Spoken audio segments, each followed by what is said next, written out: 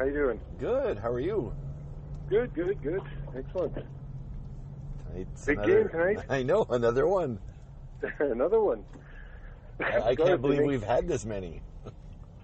Well, the street party keeps getting bigger and bigger and bigger. I don't know what's going to happen. I think this is the last game here until they go there. And then after that, we'll see, I guess, how we do. I'm pretty stoked. It's pretty cool. Yeah. Well, game's on at 8:30 tonight, so it's going to be a late night. Oh, yeah. That's just regular time. And if it goes into overtime, like it went into double overtime that one night, and then, oh my God. Yeah. Crazy. Yeah. So, this wonderful thing happened yesterday and then this morning. Okay. So, I'm going to take you down memory lane. Mm-hmm. I'm hyper caffeinated now. I apologize. I'm slurring a bit. Do you remember? It'd be 20. How many years ago now? 20 plus years ago. It would have been when I was like 21, 22. Mm-hmm. So 24 years ago. It would be in and around 1991. How well do you remember 1991? Okay, now is this when we lived on Tiverton across from the very first house that we lived in? No. Wait, hang on. Or were you in Montreal? No, this is right after coming back from Montreal. Okay, yeah, because the house was bought just right across from the very first house that we moved into. 27, I think was the number in the house, if I recall. Yeah, so not the third house in Winnipeg, but the second house in Winnipeg. Okay. Yeah.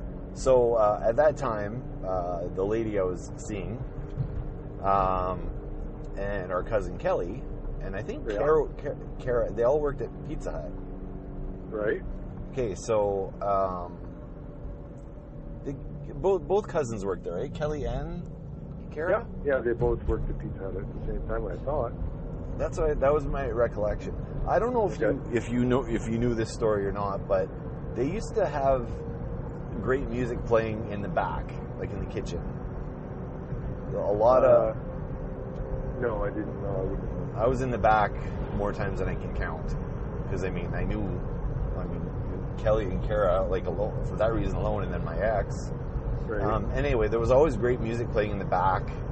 It was up and coming stuff. It wasn't necessarily mainstream, but it's stuff that probably easily could become mainstream. And there was always cassettes in the back, and people would be bringing in cassettes and taking cassettes out. Now, I don't know how too much about that particular story, but what would end up happening is that my girlfriend would be bringing home cassettes. Right. She'd bring them home, and me being the music nerd that I am, I'd always be listening to stuff and finding stuff to buy. So this is really good. I'm going to go pick up the cassette. But a lot of the cassettes that came through there were indie bands. So I was discovering a lot of music I wouldn't have heard otherwise. So there was bands like The Look People. There was a band called Coffin Break. I mean, there was some other stuff too. I think, I don't know, Savage Garden strikes me as one of the bands that they were listening to, and just a bunch of different stuff. But there's some stuff that I gravitated towards that I really, really liked, and I ended up buying, that band's CD if I could find it. What else? There was Me, Mom, and Morgenthaler who came out of that. Anyway, a number of bands. There was one. Heard of that band? Yeah, they're from Montreal. Okay. And then there was the Look People was the big one, but then the other one there's a band called Bang Tango came out of that. Okay. They were from LA. Anyway, so there was one particular song that she had put on a mix or something or whatever, and I think I saw the cassette once, and my memory of it was very, very, very spotty. I thought the name of the song was Wayne's First Bike Ride, and I thought the name of the band was 13. And anyway, it was on someone copied the song on a cassette for me, and I recopied that song a bunch of times onto a bunch of other cassettes. But the cassette eventually degraded in quality, and I wanted to make a mix on a CD, and I really liked the song. I listened to the shit out of it. So anyway, as the years went by, I tried to find the band, tried to buy the CD, because I was never able to buy the CD or the cassette or anything because I couldn't find them. And this was back in 91, 92, whatever it was. And I used to do, I don't know if you remember, I used to list my top 50 songs or top 100 songs of the year back then, and they were like number one for me for that year, and I kept trying to find that song. And then the age of Napster was happening, and I tried to find it on there. I could try, like, I do different searches, try different combinations. Then when Google started, I was trying to find the band. I'd recite the lyrics, type the lyrics out, not be able to find it. Just looking, and just couldn't find this damn thing. So I eventually found the cassette. I made it on a cassette mix, and then I did a conversion of it using the cassette player thing, and it didn't really come out very good. But I wanted the digital copy of it, and I also wanted to, pay the band for it, I guess. Right. Anyway, this is since 1991 or 92. That's a while back. That's a while back. That person, and I think at the time I was trying to get my hands on the cassette, and we couldn't remember who had brought the cassette into Pizza Hut. Couldn't remember, who it was. If the person might have been fired, I don't even remember. So anyway, I've done periodic searches over the years, and less frequent as the years go on, and I still couldn't find it. So anyway, so go ahead. No, I was going to say I had a similar experience with the song that I couldn't find. Eventually, I did find it. Oh, which song was that? Well, that was when I used to play with the Citrus. Yep. And we played this song called Inside Out. Oh, yeah. And I couldn't figure out who it was that did it. XYZ. Well, yeah. Now I know, but I didn't know then. It was like, who does this? Because they listen to a lot of Bad Company and stuff like that. So I was trying to, I figured maybe that band maybe did it, and I couldn't find it. When I finally found it, wow, there it is. I even have the music video at home somewhere. Oh, yeah. Well, yeah. I played it since. I was like, yeah, that's the song. I like to try and that's a great track. Yeah. I love that song. Everything about it is good. Yeah, it's got a good groove to it. So I guess so you can jump in at any time here too, but so anyway, I started talking to Matt again. I don't know if you remember Matt from the Star Wars movie that I was in 14 years ago. Okay, yeah. Matt was the lead in the movie. He was the main Jedi guy. Anyway, he actually put out a movie, a 20-minute short film about the same situation I was in. There was a song he saw in a movie, and they played, I don't know if they played 30 seconds of the song in the movie, but he really, really, it really connected to him. And he spent 10 years trying to find that song. And he did a movie about trying to find the song. It's a 20-minute movie about him trying to find the song and the whole story of why it was important to find it and all this stuff. And then, 10 years later, he finds the song. So I watched the film because I still follow him on, Facebook and stuff. And I mean, he's a super good dude. Like, I don't know if you've ever met him, but you meet him and it's like, yeah, this guy is solid. Like, a very, very good guy. Okay, yeah. And so he's like, oh, he made a short film. Like, awesome. Like, he's done film. Like, I was really excited. So I watched it and I'm like, oh my God, this is great. Like, it resonates with me. I know exactly what he's saying. I went through the same thing, but I never found that freaking song. So anyway, I got in touch with him. We ended up talking, and we ended up figuring out a whole bunch of stuff related to the Evil Within movie, which we'll talk about that some other time. But anyway, he said, why don't you come over and grab the Evil Within stuff that I have? Or I suggested, why don't I drop in and pick it up? from his place because he's 2 minutes from work. So I went to his place at lunch, and we ended up talking, and we were rehashing old times and that sort of stuff. And I told him I really, really liked your movie you did. It really connected with me. I said, interestingly enough, I have my own story like that where I was trying to find this song. And he goes, oh, well, really? So, I shared my story with him. We're trying to find this freaking song. And then he goes, well, what's the name of the song? Well, I said, I'm pretty sure it's called Wayne's First Bike Ride. I'm pretty sure the band's name is 13. He goes, oh, okay. So he contacts me the next morning. He says, is it this? And he sends me a link to a music video. Someone created not a music video, but where they just play the song and it's just a static image. Right. He sent me the Wikipedia entry for this band. Sent me a link to get the song and everything. Wow. And he found the song for me. I'm like, what a stand-up guy to do it. But here's the issue I had all these years is the name of the song was actually not Wayne's First Bike Ride. It was the name of the album. Oh. The name of the band was not 13, and the name of the track was something else. So it's complete. He figured it all out with all your... Yes! He actually went and figured it out for me, and then said, is this it? And now he's listening to that song. And he said it might make it onto one of his, year of compilations because he was making year-end compilations of his favorite songs that year. He says this might make it into it for this year.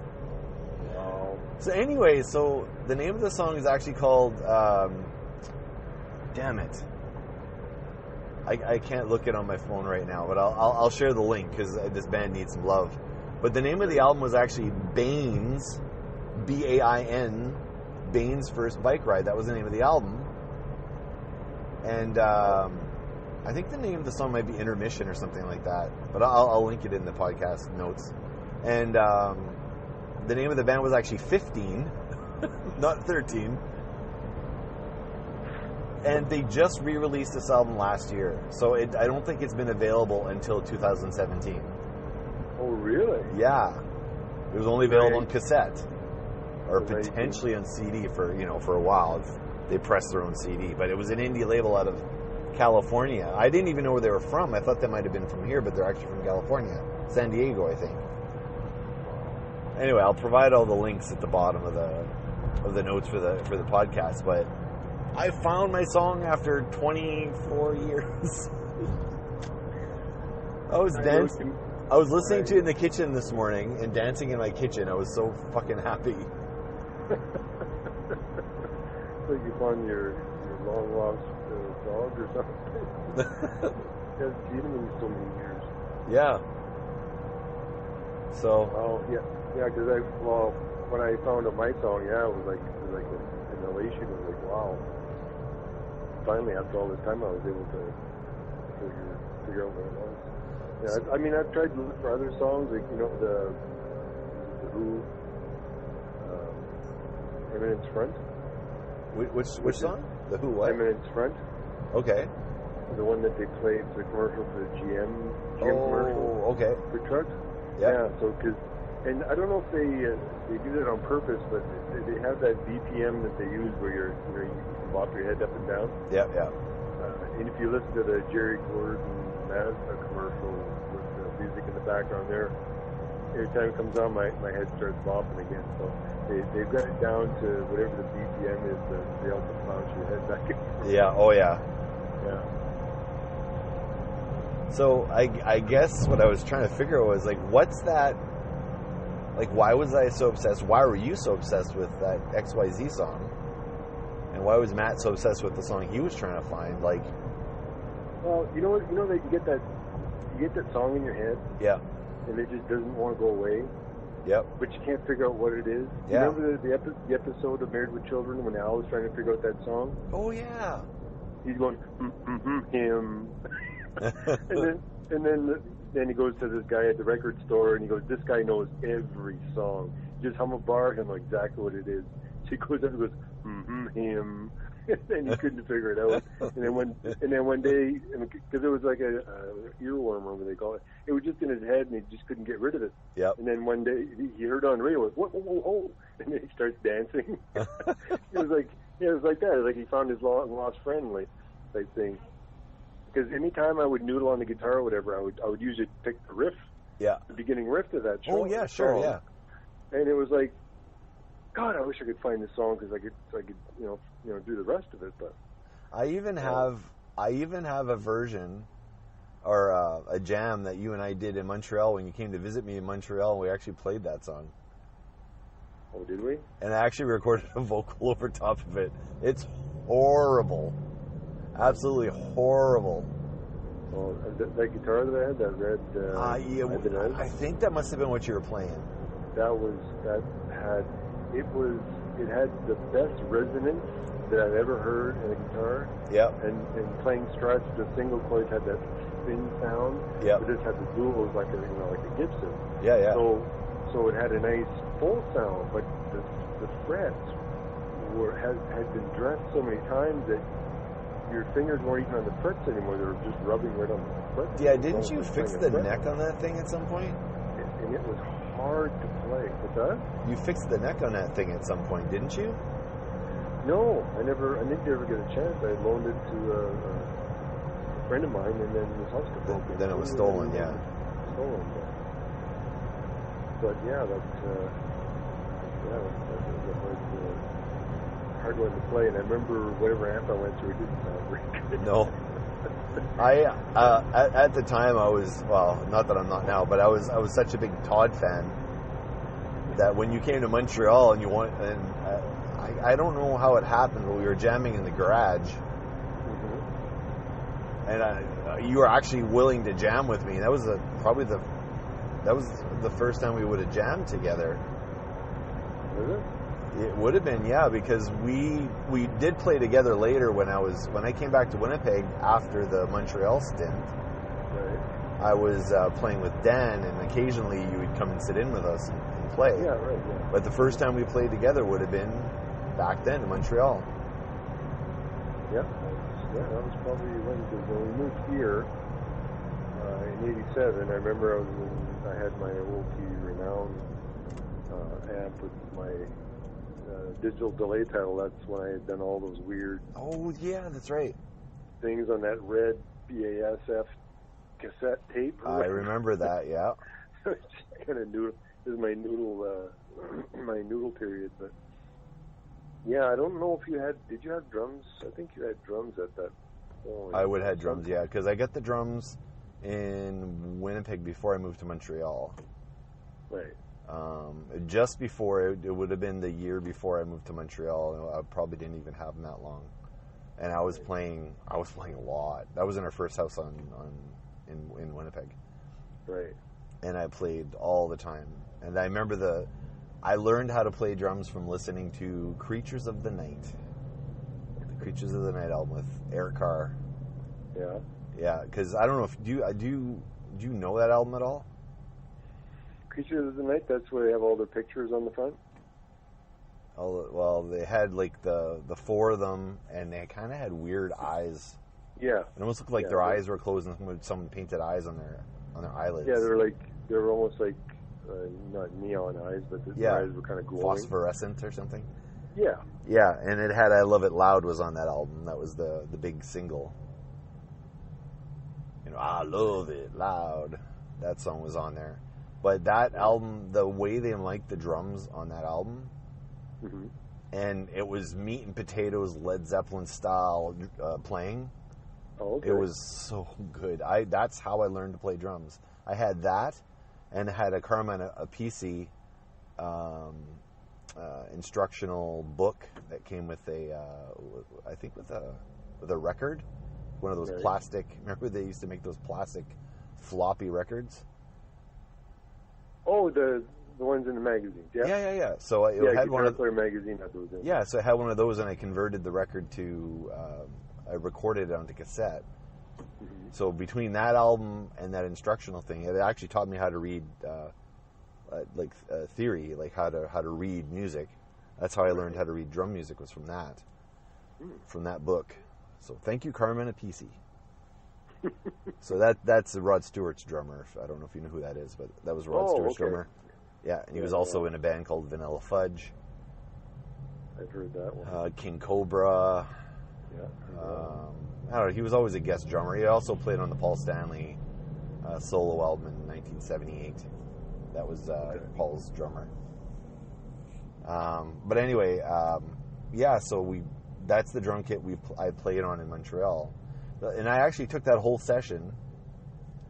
I don't know how long we jammed, 45 minutes or something. I actually took every complete song that we jammed to, and then I sang a vocal over top of it and put it on my quote-unquote album that I did. I did 3 albums.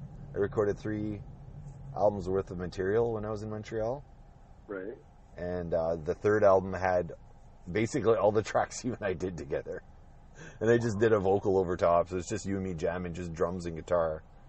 And then I did a vocal. And one of them was the XYZ Inside Out song. Oh, okay. We did Best of Both Worlds. We did Summer Nights. A couple of original songs where we were just jamming. I don't know what they were, but I created a vocal for 2 songs. I should send you that shit. You'd probably just laugh because it's so bad. Like, yeah, interesting here. I have a bunch of cassettes here, and I'm sure they're a mixture of yours that are in with mine because they're all your handwriting. I sent you shit, yeah. And these may be mine copies that you gave me, but I don't know if there's some of these that belong to you. So one of these days we get together, I'll have to dig them out and we'll have to take a look. Well, I did convert all of those songs to MP3. I did a long stint of my 3 solo cassettes or albums or whatever you want to call them. Like, I converted them all to MP3. Some of those songs ended up being Salty Bear songs, like, later. Like, I got Dan to play guitar over top some of the stuff. Right. And then they became Salty Bear songs. But I don't know. I didn't play... Excuse me, I didn't play guitar. So writing songs was kind of weird. It just had a beat and a vocal, and really that's all it was. Well, when you lived in that other house, when you guys came back, I remember, that picture, that profile picture that I have on my Facebook that I have with your those parachute pants? Those pants on, yeah. Mm-hmm. Yeah, that was in the basement there. Yes. And we're recording with that yellow radio. Yes. Oh, yeah, that thing was awesome. And you can see your right arm in the picture, and you're just skin and bones. Oh yeah, I was skinny. I was so skinny. Skin and bones and a mullet. Yep, that's when I had my mullet. I grew my hair out later after that. I don't know how long I had the mullet for, but I did have the full length hair for longer than I had the mullet. But everybody remembers the mullet. But I lost all those pictures because I lost all those in my split. Well, your grad picture had. Oh God, yeah. Had your long. Yeah. Your long hair, but we used to take the Dad's acoustic, and we went. I remember we were on the patio. Yep. And then we wrote a bunch of songs there that were recorded. We recorded one in the bathroom. Really? As well. Yep. Because we're like, oh, everyone always talks about because. I can't remember who made the comment. It might have been you. But they said, well, people always say they sound much better in the bathroom. So we ended up, you and I both went in the bathroom with the acoustic guitar, and we came up with we made up a song on the spot. You just play guitar, and I just made up a vocal, and the lyrics came on the spot. And then we also did one on the back. We had the Beer Up Your Ass song. I don't know if you remember that song. The what? Beer Up Your Ass song. I don't remember that one. It's awesome. I definitely would remember that one. Oh my God. I still have all of that stuff. That's all stuff I got to convert to MP3. But I still have all the cassettes for all that stuff.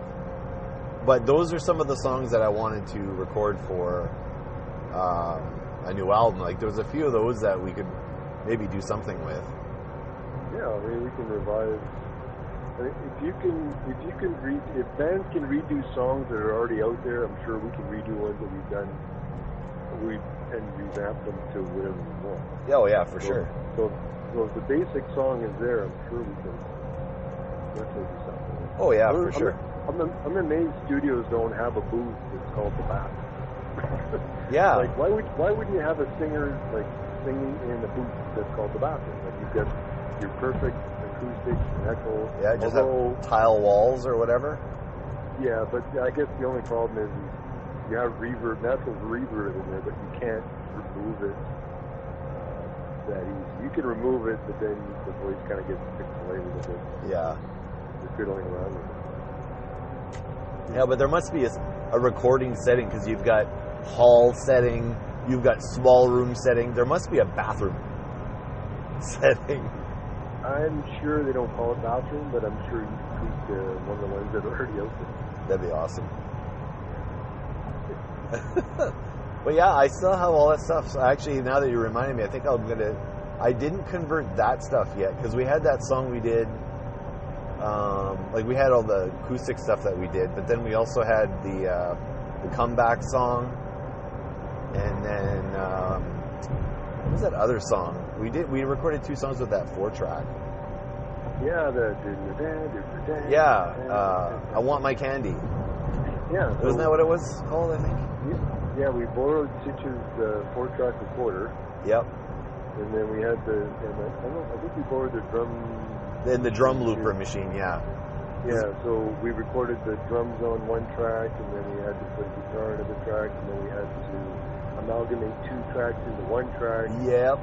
And this is all with just a regular cassette with 4 sides, right? Yep, exactly, yeah. So you get the 2 tracks, 2 stereo tracks on one side, you flip over, you have 2 stereo tracks on the other side, so the 4-track recorder uses all tracks at once. But you have to keep dumping it down to 1 track. Yeah, and then you start lose degrade quality after a while. Oh, you really lose quality. But not as bad as the Ghetto Blaster, the dual cassette Ghetto Blaster we used to use to split tracks. Do you remember that? Well, I mean, that had the microphone on it was like the size of a pinhead. Yep. And back then the technology, Well, that was my my yellow one. My yellow Ghetto Blaster, yeah. Yeah, like they were all like that. Like mine, the one I had, the old one, same idea. The silver one, we used to record zaps in the basement. And then you could later play the cassette on one side and record into the cassette on the other side, and kind of create tracks that way. Yeah, we just hit record and then just play, and then hopefully it comes out decent. Yeah. Yeah, 1 take. I can't find any of them. I don't know where they all went to. I think like the cassettes, you mean? Case. What's that? All those cassettes, you mean? Yeah, because what I did is I had the cassettes, and I would keep them with me in a zip bag, and then I had them, and we went to Uncle Ronnie's one time, and I brought them with me, and I left them in the back seat on the floor. So, little beknownst to me, Dad and Uncle Ronnie went out to the liquor store that day, because when we went to leave, I went in the car and said, well, where's my bag? So I guess they went there. Of course, no one locks their doors, right? Yeah, I know. So obviously someone was pilfering through there and grabbed them, and now it's stuff like that, keepsakes that go missing. It's like, wow, now what? They're gone. Can't. It's unreplaceable. Yeah, I had one of my Salty Bear CDs was stolen when my car got broken into, but I had the presence of mind, and we had the technology back then that I did have MP3 versions of everything. Yeah, or you make a copy and you take that with you. If it goes missing, who cares? Yeah, Make another copy. That's why I have copies of everything. After you told me that story originally about losing your shit in the car. Well, even the music, like on hard drives, external drives. I got an external drive, a 300 gig drive that's older. That had all the music that I had like 300 gigs worth of music. And one day I tried to plug in the drive, and it just, here we go, click, click, click. And I thought, oh, great. Something's wrong with the head. It's not working now. I've lost all this music. So I did end up getting it to work one time when I plugged it in, and it seems to work ever since. But I bought a new drive, and I just dumped all the music and everything on it, so I had a duplicate of it. I've been keeping everything on my hard drive and on one external, and then I actually went to the point of actually sharing everything to a second external, But that other Right. external died. So it's a good thing I had like I got backup copies of everything. And even my Salty Bear albums, I actually pressed, or whatever you want to call it, burnt a shit ton of them. So I have like multiple copies of everything. Like, anyway. I think I have some of those copies here. Yeah. Yeah. Anyway, I have arrived at my destination. So Alrighty I'm going to sign off. You go enjoy your game. Alrighty. And, yeah, I'm gonna share the song and listen to once I share it on the podcast. I'll put a link to the song as well, so you can take a listen to it. Yeah, I want to hear it. They have it on YouTube, and see if you remember the song. But I don't know why I like this song. That's not totally my kind of music, but I love this song. There's something about it. Yeah, but there's something about it. Anyway, I got to run in. Sylvie's going to class, so I will see you on the flip side. We will see ya. All right, bye. All right. Bye.